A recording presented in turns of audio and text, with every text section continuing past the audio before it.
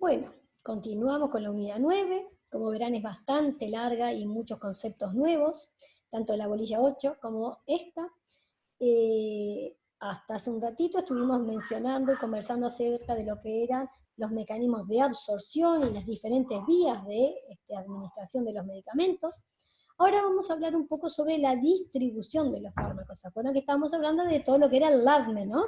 La liberación, la absorción, la distribución, la metabolización y finalmente la excreción, que son todos los procesos por lo cual una droga, un principio activo, va a tener que pasar para lograr el efecto y, bueno, y finalmente ser eliminado del organismo. ¿tá? Bueno, una vez que el fármaco se absorbe o que se administra por inyección y está directamente en torrente sanguíneo, puede ser distribuido por en los lípidos intersticiales y celulares. Se distingue una fase inicial de distribución, ya que yo no tengo nada de ese medicamento circulando, entonces voy a tener una fase inicial que refleja la intervención de un gasto cardíaco y un flujo sanguíneo en esa zona. El corazón, hígado, riñones y otros órganos con un riego abundante reciben gran cantidad de este fármaco en los primeros minutos de que se absorbió. ¿sí? La llegada del medicamento a los músculos, a las vísceras, a la piel y a la grasa es bastante más lenta, por lo que se necesita un transcurso de minutos o de horas para alcanzar el equilibrio en estos tejidos. Luego que se da ese equilibrio, ahí sí, se empieza a distinguir la segunda fase de la distribución, que también va a estar limitada por el flujo sanguíneo, en la cual incluye una fracción mucho mayor de masa corporal que en la primera fase. A los patrones de distribución de la corriente sanguínea también tengo que considerar otros factores que interfieren en lo que es la velocidad en la que los fármacos difunden a los tejidos. ¿Se acuerdan que hoy en la primera foto que había que les mostraba lo que era la circulación sanguínea, los depósitos tisulares y lo que era la célula con los receptores, que hablábamos que el fármaco va a estar en sangre unido a las proteínas plasmáticas, de las cuales se tiene que soltar para unirse, ¿verdad?, a los receptores. Entonces son dos procesos que se tienen que ir dando paso a paso para lograr tener el efecto deseado. La difusión en el compartimiento intersticial se produce con gran rapidez por la naturaleza fuertemente permeable de las membranas endoteliales de los capilares, excepto obviamente en el encéfalo. ¿sí? Los fármacos no liposolubles, ¿sí?, que penetran poco por las membranas, muestran restricción en su distribución y por lo tanto llegan en volumen insuficiente muchas veces a los sitios de acción. La distribución también puede resentir limitaciones en cuanto a la unión de esos fármacos a las proteínas plasmáticas, porque si las proteínas plasmáticas no están disponibles para que estos fármacos se puedan unir y circular, ¿verdad? Tengo una limitante. Por otro lado, si las proteínas plasmáticas se unen con mucha fuerza al fármaco, no les va a ser fácil soltarse para unirse al receptor. Entonces eso también limita, ¿verdad?, la unión y este paso siguiente del proceso. ¿sí? Un agente que se liga de manera extensa y ávida tiene un acceso limitado a los sitios de acción y por ello se metaboliza y se va a eliminar con mayor lentitud. Un fármaco acumulado en un tejido, de los que hablábamos hoy, que podían haber tejidos en depósitos tisulares, ¿verdad?, puede hacer que se prolongue la acción, ¿verdad?, por más que en realidad yo no tenga el fármaco circulando, o que se produzca, como dice aquí, se prolongue la acción en ese tejido, o tal vez en un sitio distante, ya que llega a la circulación y a través de la circulación se distribuye. ¿no? Con la distribución de dosis sucesivas, el fármaco se va acumulando en la grasa y en otros tejidos que también pueden almacenar grandes cantidades de este fármaco. ¿sí? De este modo, se utilizan como reservorios. ¿sí? Por lo tanto, un fármaco de acción breve, por su rápida redistribución en los sitios donde no tiene acción farmacológica, puede tornarse en un producto de acción larga. ¿Por qué? Porque están estos sitios, estos depósitos que están llenos, y la terminación de la acción del medicamento depende de la biotransformación y de la excreción del mismo. Si hablamos del sistema nervioso central, la distribución de los fármacos en el torrente sanguíneo, ¿viste?, hasta que llega a lo que es el sistema nervioso central, se distingue por una fuerte restricción a la penetración de lo que son los fármacos en el líquido cefalorraquídeo y en el espacio extracelular del sistema nervioso central. ¿verdad?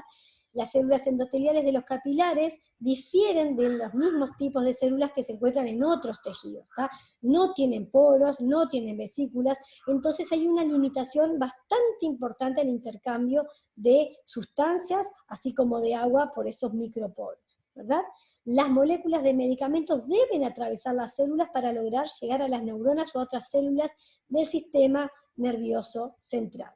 Y acá dice que quedó cortado, dice el flujo de sangre por el encéfalo constituye el único elemento limitante para que el fármaco fuertemente unido llegue al sistema nervioso central.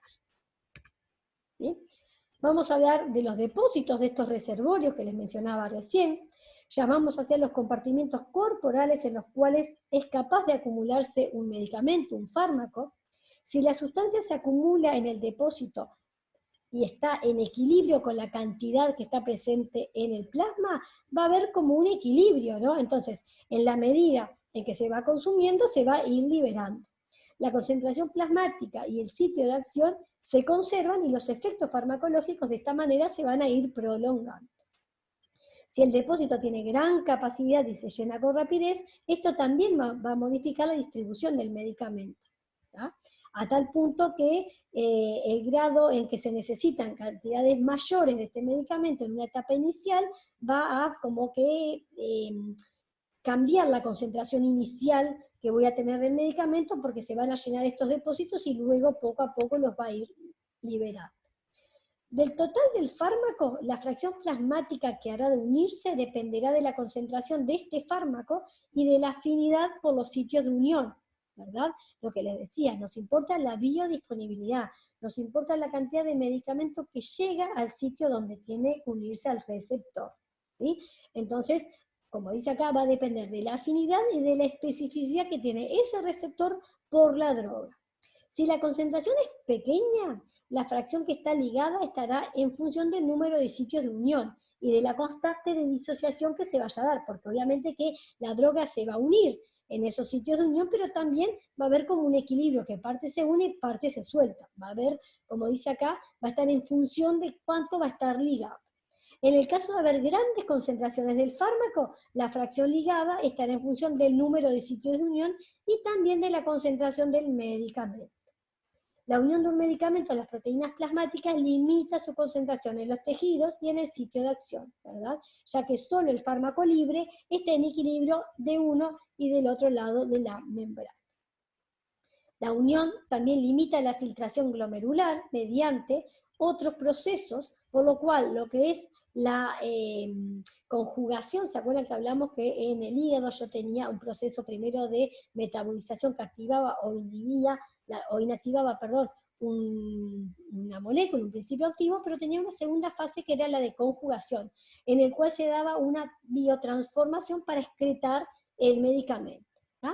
Entonces, esa unión también va a limitar en cuanto a lo que es la filtración glomerular. Y el glomérulo es la unidad que está en la nefrona, que son partes anatómicas de lo que son nuestros riñones, ¿verdad? Cuando veamos sistema urinario vamos a volver a mencionar estas partes anatómicas del sistema, ¿sí? Sin embargo, no suele limitar la secreción tubular renal ni la biotransformación, porque estos procesos disminuyen la concentración del medicamento libre, lo cual va seguido inmediatamente de la disociación del complejo que se da con la proteína y el fármaco, o entre la proteína y el fármaco. La fijación de fármacos a proteínas plasmáticas no es muy selectiva y por ello muchos productos con características físico-químicas similares compiten entre sí por la unión a estas proteínas plasmáticas. Y esto obviamente va a limitar, va a ser un factor que va a estar modificando los diferentes procesos, ¿sí? La respuesta de los medicamentos, ya que es una respuesta eficaz o que es una respuesta tóxica, también están en función de la cantidad de fármaco libre y de la cantidad de fármaco que está unido, ¿verdad? Y por lo tal, guardan un equilibrio dinámico y cambiarán solo cuando lo haga la cantidad de fármaco que logra penetrar o el ingreso del fármaco. La concentración de medicamento libre en equilibrio dinámico no dependen del grado de unión a estas proteínas, ¿tá? O sea, lo que estoy hablando es que siempre va a haber un equilibrio entre lo que está unido a las proteínas o unido a los receptores y la cantidad de fármaco que va a estar libre, ¿sí? Siempre hay un equilibrio, un poquito se libera, pero un poquito se une, y así sucesivamente. En el caso de fármacos con un índice terapéutico estrecho, puede despertar preocupación debido a que si yo aumento un poquitito la concentración, me estoy pasando de lo que es la dosis máxima. ¿Se acuerdan que hablamos de los diferentes tipos de dosis? Dosis mínima, dosis terapéutica, dosis máxima, ¿se acuerdan? Bueno, ¿qué pasa? Si los medicamentos que tienen estrecho margen terapéutico, el margen terapéutico, ¿se acuerdan que era el margen, la cantidad de dosis que estaban entre la dosis mínima y la dosis máxima? Si yo tengo poca variabilidad, o sea, la dosis mínima, imaginemos que sea 5 miligramos y la dosis máxima es 7, con solo 2 miligramos ya me paso desde lo que es que no tengo efecto a tener efectos tóxicos.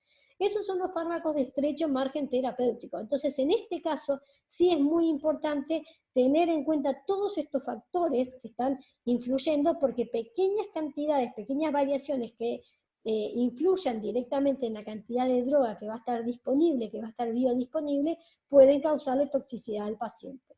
Más adelante vamos a hablar cuáles son este grupo de fármacos y cómo se manejan en una farmacia, si los podemos cambiar por otra marca comercial o no. Y bueno, y otro concepto que está bueno mencionarlo también, es lo que es la redistribución, ¿sí? Por lo regular, el efecto de un fármaco termina cuando se biotransforma y se excreta, pero también puede haber una redistribución desde el lugar donde se excreta hacia otros tejidos u otros lugares. Y por último, quería mencionarles lo que es el tema de la transferencia de los medicamentos, de los fármacos a través de la placenta, ¿sí? La posible transferencia es un hecho importante que hay que considerar, ¿verdad? Si ustedes miran o repasan la unidad 3 en la cual hablaron del farmanuario, en el farmanuario y en otros textos, pero el farmanuario es el que ustedes van a tener a su disposición seguramente y más comúnmente en la farmacia, hay un ítem que dice las restricciones que tiene en cuanto a su uso para lactancia, para embarazo. Bueno, para embarazo es por esto, porque en realidad puede ser factible que atraviese la placenta, ¿sí? Entonces hay que tener cuidado porque algunos pueden llegar a causar algunas anomalías congénitas. Los fármacos que cruzan la placenta lo hacen por difusión simple. Los que son liposolubles y no ionizados presentan fácilmente en la sangre del feto desde la circulación de la madre. La penetración es mínima en caso de medicamentos con un alto grado de disociación o con escasa liposolubilidad, y el feto en cierta medida está expuesto a todos los fármacos que recibe la madre. Por eso es muy importante tener en cuenta y respetar, ¿sí?, todas las indicaciones que se le dan a una persona, a una mujer que esté embarazada.